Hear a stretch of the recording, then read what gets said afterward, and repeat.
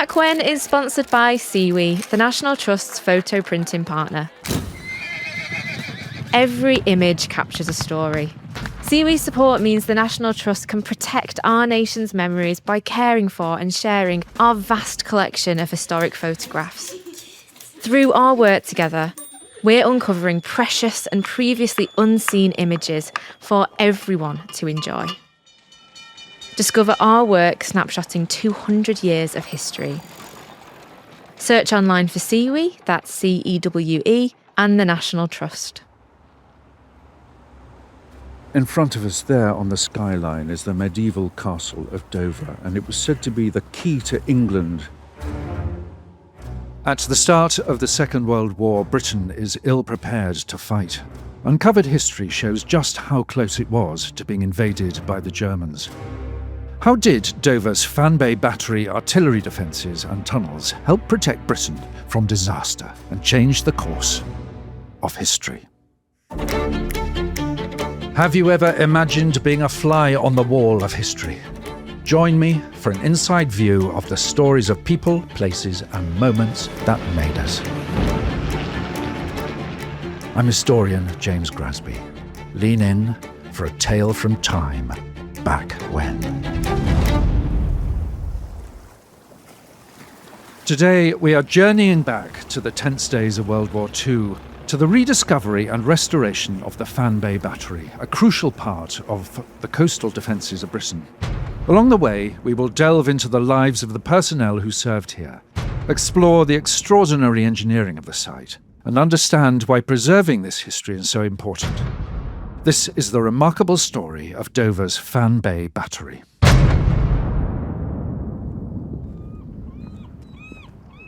So I'm heading along the seafront now. To my right is rather a gracious, curving crescent of what looked like Regency seaside villas. To the left is the harbour with an enormous ferry heading over to, I guess, Calais, with a shingle beach and a steely grey, rather chilly-looking sea. And I think that's my friend John Barker, who's going to give me a tour of the Fan Bay Battery. John. Good to meet you. Hello. Very pleased to meet you. Now look, in front of me, I can see a fascinating-looking monument, which I think illuminates some dark days in the history of Dover. It does. So this is the Lindemann monument. It was actually cut from one of the German cross-channel guns that particularly harassed Dover during the war years. There's a piece of painted metal, which you say was dismantled from one of the German long-range guns in France that was firing on Dover. Yes. And on it, you've got the number of shells and all of the dates that were fired onto Dover and St Margaret's. Different gun emplacements at Calais fired around 2,200 shells in total at Dover during the Second World War. Scars on the townscape remain to this day. But let's step back to 1940 and set the scene. In front of us there on the skyline is the medieval castle of Dover, and it was said to be the key to England. Dover is the nearest point to continental Europe in Great Britain. The year is 1939. Hitler invades Czechoslovakia, Poland takes Norway. There's the fall of Holland and Belgium, and then France. And by June of 1940, German forces are 20 miles away. They've set up an artillery emplacement, and they are firing direct over the water, firing shells over the channel and pounding Dover. Yes. After the fall of France, there was a very famous incident when, if you look up at the castle, you might just be able to make out a balcony up there. And it was said that Churchill was in Dover and he witnessed German ships freely moving through the channel. And at that point in time, we didn't have the naval ships, we didn't have the artillery to prevent that from happening.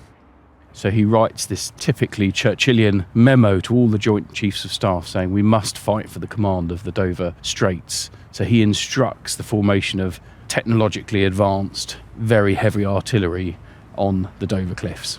Some people in the military referred to them as Churchill's pets. British forces were facing the threat of the most formidable European army since Napoleon's in the 1800s. America at this time had not yet joined the war, and Britain was under great pressure. These were desperate times. And the people of Dover knew the war was going badly, as they could see injured service personnel being brought back on boats before the news of the fall of France even hit the media. Would it have been possible to see the German forces in France from the cliff tops here and see the smoke of Dunkirk from here? Absolutely. So it would have been vivid. Yes. Even now you can actually stand on the cliffs on a clear day and with binoculars read the Calais town hall clock. That is terrifying. Obviously much more worrying times then in the war, and if you're serving on one of the batteries on the cliffs and you saw a flash, that meant a shell had been fired at you, and after that you've got 70 to 90 seconds before it arrives. In June 1940, Prime Minister Winston Churchill declared that an invasion of Britain was highly likely. Securing air and naval superiority was paramount, and the Battle of Britain was fought. Hundreds of planes clashed in the skies against the Royal Air Force, and Dover was extensively hit. They would dive bomb on the harbour to attack ships, take out barrage balloons as well. So here in front of us, I've seen footage of Stuka dive bombers attacking merchant vessels in this harbour in front of us. Yes, yeah. And it was here, vivid, and conceivably watched from the rooms of these gracious Regency villas, in fear. Yeah, and there's some interesting stories of journalists that were embedded within Dover, frantically moving from guest house to guest house, pub to pub, sometimes sitting and working in bombed-out buildings because the town was such a ruin. So, would you like to come to Fan Bay and see the next chapter in the story? I'd love to, John. Lead the way. A short drive from the seafront are the White Cliffs of Dover. The Fan Bay Battery is a group of huge guns that were installed on the top of the cliffs, and they were part of the wider defences of Britain's coast. The Royal Engineers began construction of the site in October 1940, and despite extremely challenging weather conditions, completed the many parts of the site needed for the soldiers to live and operate the guns by mid-February 1941. We've come right up onto the top of this chalk cliff, really. I mean, there's South Foreland Lighthouse, I think, just peering over the That's horizon. Right. And rather a craggy, open landscape of a wonderful chalk downland with the sea extending as far as I can see. I guess that's France. Yeah, that's France. And also the tide is quite low. Can you see those pieces of metal sticking up? Yes, I can. So that's a shipwreck. That's the Preußen, a 5-mast German ship. Really? My goodness. There were 3 6-inch guns installed at the Fan Bay site on the cliffs. It was one of many installations of big guns around Dover. A 6-inch gun means the diameter of the inside of the gun's bore, and each gun weighed 6 to 7 tons and was 24 feet from breech to muzzle or from end to end. Operating a 6-inch coastal gun typically required a crew of about 7 or 10 personnel, including loaders, gunners, a rangefinder or director operator, and a commanding officer. If you come down here, you can see where this was the crew shelter. The crew shelter, so we're now descending a cast, shuttered concrete steps down onto a lower level. So broadly speaking, we're now looking over the top, the sight line that the gunners probably would have got. The guns fired shells, which I suppose are about the size of a small fire extinguisher, pointed at one end, and were roughly 45 kilograms each. The shells were packed with explosives and could fire between 12 and 14 miles. So what were the crew doing when they weren't working? So when they weren't on the gun, they would have been taking refuge in their crew shelter. You can just about see the remains of the door there. Right, so this was a subterranean bomb-proof, blast-proof shelter. Yeah, built into the emplacement. So there would have been a bench in there. There would have been a little fire in the backhand corner where they would have tried to keep warm. Imagine being up here, this time of year during the war. The soldiers who operated the gun battery started the war living in a huge network of deep tunnels. They are located a short walk from the Fan Bay 6-inch gun battery. If you were one of the personnel, you would have taken shelter inside these excavations. One of the key volunteers at Fan Bay who can help give us a clearer understanding of the lives of the soldiers in these tunnels is Gordon. We are now about to descend 125 steps into the deep shelter itself. We're about to head down 3 staircases with 2 landings. Right, here we go then, all the way down. It's very much got the atmosphere of descending into a mine.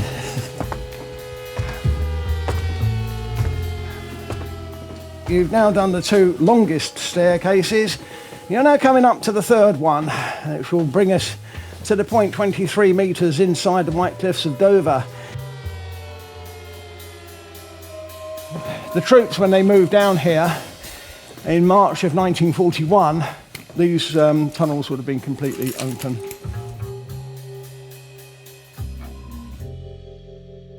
Gordon, I can't quite believe the space that you brought me down into. We've descended the flight of steps. There are now 2 tunnels going off at right angles. I mean, it's about 7-8 feet to the top, with these rusting I-beams, these colliery arches coming down, texture of corrugated iron, very low light, concrete floor. It's a oppressive sort of space, isn't it? It is indeed. And the lighting that we've actually got down here is actually about 5 to 6 times brighter than what the troops would have had when they were down here in 1941. So give me a sense of what it would have been like for me coming down here in 1941. Well, what I want to do is point you to a painting. Now, this painting is done by a gentleman called Captain Anthony Gross. Gross is a war artist. He's a prolific war artist. And what you can see, you have your colliery arches and your steel sheeting in there, but also you can see beds. Yes. The beds would have been all the way down both sides of the tunnels, and you can see on the end of this bed there's the outline of the soldier's webbing equipment. This is all his backpack, his kidney pouches, his army belt and what have you, which indicates that this is living accommodation. This is not just down here for shelter. Got a soldier here standing probably, he is standing on a step ladder, but he's changing a light bulb. Probably the 160 watt light bulb had failed, so they've got to get another one in. Soldiers sitting on the beds, writing home, doing what soldiers do. So, Gordon, this is very tightly packed, isn't it? I mean, the width of this space is about 9 feet. 9 feet. Yeah. So you've got beds opposed to one another running the full length. Full length, and feet? full length of all of the tunnels. To the end. It must have been extremely cramped. Extremely cramped. And very smelly as well. And extremely smelly. And I wouldn't enjoy being in the top bunk, really. Quite honestly, there's very little air up here. It feels slightly as if you're in a submarine. The analogy is absolutely excellent. Despite the high-tech weaponry, the living conditions for the soldiers were extremely difficult. With scarce records of the soldiers serving here existing, every small memento tells a story. And you've just stopped at what looks like a coat hook. I don't believe it. And it is exactly a coat hook. And it tells a lovely story, because what we do know is the tunnels were never ever completed fully. On the plans, in between each set of 2 double bunks should have been a space for a coat rack and rifle rack. Those coat racks and rifle racks was never fitted. This soldier has obviously wanted his own coat hook. So he's probably gone off to the officer's toilet, unscrewed it off the wall, brought it back, and there we are. The soldier is now happy. He's got his own coat hook. That's lovely. I was curator of a time of Lawrence of Arabia's place, Clouds Hill, and this lovely expression of our army life. He said, "Give me the luxuries and I can live without the necessities." And I guess it must have been a great luxury to have somewhere to hang your dripping hang coat. Your big great coat. That must have been such a boon, mustn't it? The soldiers not only spent their time painting, but also amused themselves etching some toilet humour onto the walls of the caves, most of which is unrepeatable. On the back of these bricks, there are 2 pieces of, shall we say, Second World War soldiers' toilet block humour. Mm-hmm. We won't necessarily go into it for fear of offending people, but if you wish to have a look at them on your way come through. On, Gordon, let's have a look. What does it say? When you come into these halls, use the paper, not the walls. If no paper can be found, run your arse along the ground. Anyway, God, this is unbroadcastable material. But it does speak of the time, doesn't it? And in a revolting way. The sacrifice of the servicemen and women began to pay off as many other coastal defences were constructed around Dover. The huge guns provided a very credible deterrent, and fewer German ships began to enter the channel, which disrupted their logistics and the war effort. Tell me more about the sort of personnel who would have been serving here. So down here, you would have had at least 136 Royal Artillery soldiers, officers, NCOs, and other ranks. So 24 hours a day, 365 days of the year. Yep. Surveying, looking out to sea, looking out for enemy shipping, but most of the time in a state of readiness. They're in not readiness. Actually firing those guns. And the thing is that it also brings in another story, because although they do visual lookout, the main source of spotting of moving targets for these gun sites is radar. Radar was, in 1941, absolutely the most top secret thing you could have. Radar worked by sending out radio waves from an antenna. A signal would bounce back to the radar from a plane or ship, and by measuring the returning signal, Allied forces could work out how far away ships were. The radars were linked to the guns and would help them aim. Now, many leaders from around the world visited to view this technology, including American leaders, Indian Maharajas, Saudi Arabian sheikhs, and even the Burmese Prime Minister. Whilst the soldiers were safe from enemy fire in the tunnels, other dangers awaited them inside. We know there was ill health down here. In fact, we've got the battery commander's records out, a gentleman called Major Baker Carr. He was the one that wrote the letter saying, I don't like my troops living down here, it's bad for their morale. And the word morale has been crossed out, the word health written in. Baker Carr's records were classified by the army, and no one knows exactly what happened to him. And we think that what happened was he was taken out very ill with respiratory problems, and he was treated at the chest hospital at Maidstone. The incident was a turning point, and the tunnel's use was changed. At that point, the tunnels are then evacuated. That is when the remedial work is then done. But the soldiers do not come down here to live anymore. By this time, they are now in very nice, warm Nissen huts on the surface, under camouflage, and they're probably quite happy. Right, lads, we're going to move you back down into the tunnels. No, you're not. What a wonderful tour. That was fantastic, memorable. Thank you very much. I'm so grateful to you. And with that, it was time to return to the surface and visit the final significant part of the Fan Bay gun battery site. John, we've left the sea about 300 metres inland or something. We're on this chalky upland. And there's an area of coarse grass that you brought me to, which I have to say looks pretty unpromising. Well, this is actually one of the most exciting parts of the site. So this is the battery plotting room and command post. So this is the heart of the operation that's here. And all of this site, it's all covered over. Early in the 1960s, after the site is decommissioned, it's completely buried. Returning to the present, much of the history was in danger of being lost forever. The site was in fact a treasure trove of wartime technology and heritage, and was excavated by John and his team a few years ago. But you're telling me under our feet is an underground plotting room? Yeah, that's right. What's that? Wow. We can have a look. So we're going to go in the emergency entrance and then we'll go down and have a look.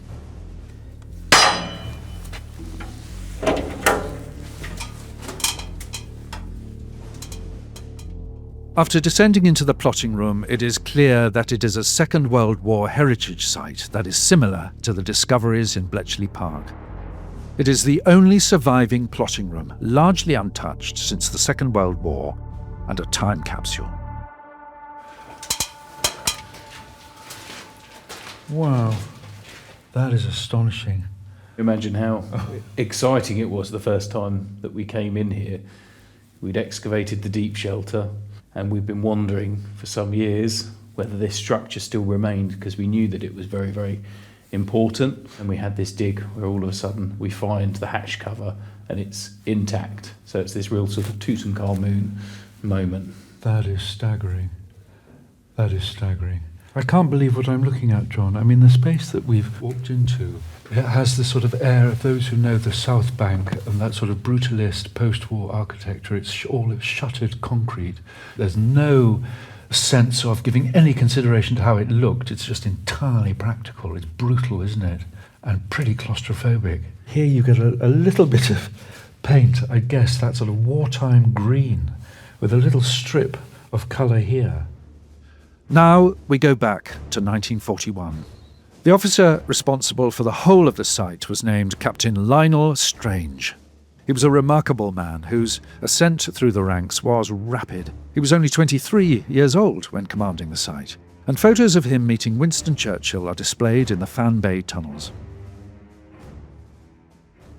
So Captain Strange Was the battery commander. battery commander, and from this room he would have been commanding 150 plus people. That's right. So from here, Captain Strange would have been commanding the whole of the Fan Bay battery. Now come on, John, what is going on in this room? Plotting room. This is the nerve centre. So this is the most important place. This room would have been filled full of equipment. This is using mechanical computers. So they're using something called an Admiralty fire control table. Would have been located over here. Can you see what the sign says there? Yes, isn't that wonderful and very evocative? Unauthorised persons are forbidden to interfere with equipment by order. The control table, through a system of mechanical computers, was connected through cables to the gun battery. Moving the controls and dials on the control table would directly give coordinates and move the settings on the 6-inch guns. The Fan Bay battery acted as a significant deterrent to the invasion of Britain, along with the other coastal artillery and defences in the area, and helped prevent invasion. The guns were fired many times and helped maintain control of the channel, just as Churchill envisioned. What is this? So this very large metal box here, that is full of filters. It has the ability to shut off air to the surface. It's got the ability to recycle air, but more importantly, it's got the ability to clean air if there was a gas attack. Wow, what a prospect to be sealed in here and without air. With that, it was time to return to the surface. That was the most fabulous tour you've given me. It's really intoxicating, and it meets sort of all my cravings for archaeology and investigation and history and real people. It's all here, isn't it? And there's still more to find, so you'll have to come back. I would love to. The discovery and restoration of Fan Bay Battery is a reminder of the hidden stories that lie beneath our feet, waiting to be uncovered and shared. It's been an incredible journey from wartime necessity to rediscovered treasure. Thank you for listening to Back When. If you enjoyed this episode, don't forget to like, subscribe, and share it with others who might find it interesting. Stay tuned for more stories that bring history to life. This podcast is sponsored by WWII, Europe's leading photo printing company. Every image you capture tells a story. Discover ideas for curating and creating your special memories and unique gifts for loved ones. From high-quality, personalised photo books to wall art made from your favourite photos. Head to CEWI, that's cewe.co.uk, and start creating your story.